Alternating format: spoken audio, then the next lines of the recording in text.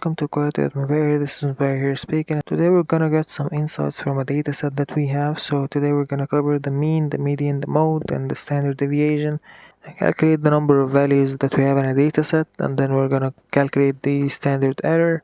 After that, we're gonna get the maximum and the minimum values, and then we are going to calculate the range for this dataset.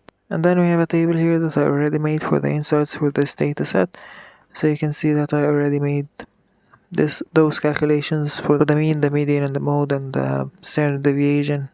All those calculations have already been taken care of.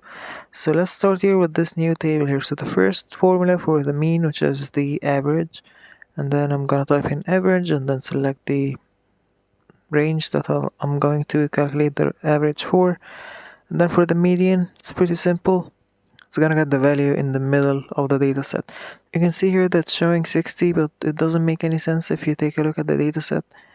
But let me remind you of something. Whenever you're calculating the median, you have to do something first. You have to arrange your dataset ascendingly, alright?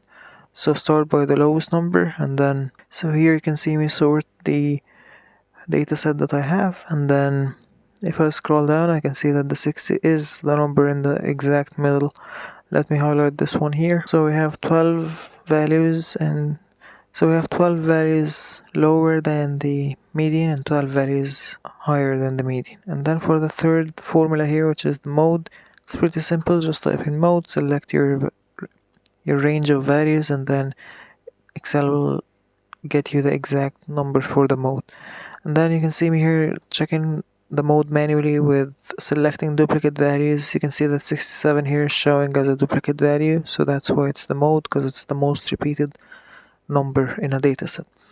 Then for the standard deviation, luckily we don't have to go through the whole formula. We can simply type in standard deviation and then select standard deviation for the whole population.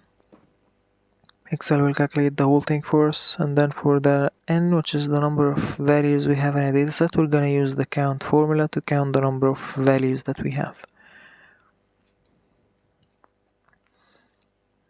Then for the standard error, we already made a video about the standard error and we discussed how you can calculate it.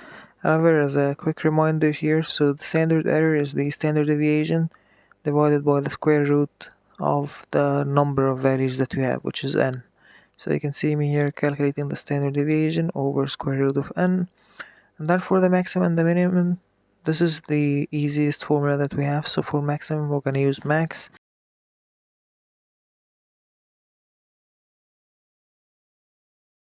And for minimum, we're going to use this formula here. And then for the range, we're going to subtract the maximum value minus the minimum value that we have in a dataset.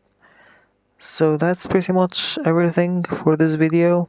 We knew how to use Excel formulas to get data insights from a dataset that we have.